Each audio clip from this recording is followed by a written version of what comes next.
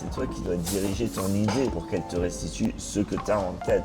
Et ce qui est troublant, c'est réussir à avoir des bribes d'idées que tu as en toi. Tu les soumets, je dis bien soumets à l'IA, et elle arrive à les étendre, à les augmenter et à leur donner vie. Sauf que j'aurais mis 5 heures pour le dessiner. Tu rates énormément avec l'IA. C'est un travail d'itération, l'IA. Tu vas 3 fois plus vite. C'est juste un travail différent. Sur le corps, tu peux faire travailler ton corps de plein de façons différentes. En faisant du sport, tu es musclé. Et moi, je te dis pas que tu vas perdre tous tes muscles avec l'IA. Tu restes musclé quand même. Tu travailles pas les biceps, tu travailles les triceps. C'est un truc complémentaire que tu travailles lié l'IA à l'humain. Dans le sens où quand je dois créer quelque chose en IA, un monde, un univers, une histoire, ce que j'aime bien, c'est me mettre en terrasse de café, voir les vrais gens, parler à mes voisins, et je note des mots-clés ou des concepts clés qui, par la suite, vont être des prompts. Et ces prompts, je les rentre dans des moteurs d'IA, que ce soit Midjourney ou Kling ou Runway ou Gemini ou ChatGPT ou plein d'autres. Lui me donne une proposition de comment il voit cette idée.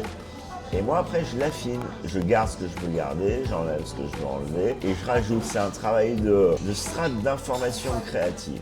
Et c'est comme le travail d'un peintre, comme Klimt, qui peignait ses tableaux. Il mettait des strates, il mettait des couches de peinture différentes. Ben là, c'est pareil. C'est exactement pareil, en fait. Dans le sens où, moi, je pense qu'il faut être un artisan de l'IA. Moi, j'ai très peur des gourous de l'IA, quoi. Ceux qui veulent rajouter du systémique à l'IA. Moi, je veux rajouter de l'humain à l'IA, en fait. Pour rajouter de plus en plus d'humain à l'IA et pour faire un mélange. Un beau mélange, une belle palette de couleurs. Tu as préparé ta palette, t'as ton aide, etc. Et c'est pour ça que mon nom d'artiste, c'est AI Human Made, fait par l'humain. C'est l'IA, mais ça reste fait par l'humain. C'est un hymne à l'humain que je veux faire. Moi, je suis plus pour le naturel que le technologique, quoi. Je suis plus pour le vrai que le fake. Je suis plus pour l'humain que pour les robots. Mais maintenant, je suis pour le mariage des différences, quoi. Le fait qu'on s'unisse tous ensemble. Parce que dans 150 ans, on sera blindé de robots autour de nous. Et ça se trouve, ce sera un robot que je suis en train de parler, ça sera plus à toi, quoi. Ce serait dommage. Les robots me font un peu flipper, moi. Il y a beaucoup de robots et d'humanoïdes dans l'expo, là, où on entend. Et c'est flippant, l'expo. On parle de l'expo. Moi, j'ai bien envie qu'on aille y jeter un œil. Avec grand plaisir.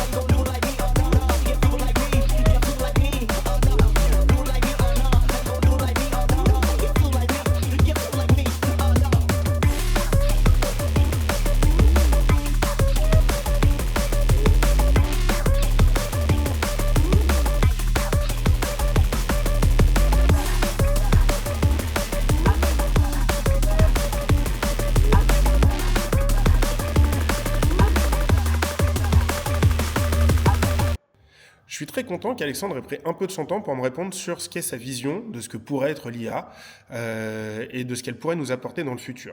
Cependant, je ne suis pas certain d'avoir perçu que des aspects positifs dans ses impressions. Quand on pense par exemple au risque de perdre nos emplois ou de ne plus savoir quoi faire de notre temps, cela peut inquiéter et ça l'inquiète aussi. En revanche, notre discussion m'a offert un regard différent sur l'utilisation de l'IA dans l'art. Je trouve finalement assez intéressant qu'un artiste collabore avec un prompteur pour traduire une idée créative, puis utilise l'IA comme un outil dans son processus. Le fait qu'il intègre même les hallucinations de la machine dans sa démarche est assez fascinant. Et peut-être qu'à mesure que les IA s'amélioreront, elles auront moins en moins de ces hallucinations, ce qui posera la question différemment. Mais pour l'instant, cette dynamique me semble riche. Comme j'ai pas encore de conclusion définitive, je pense continuer à rencontrer des gens pour recueillir d'autres avis. So, to be continued.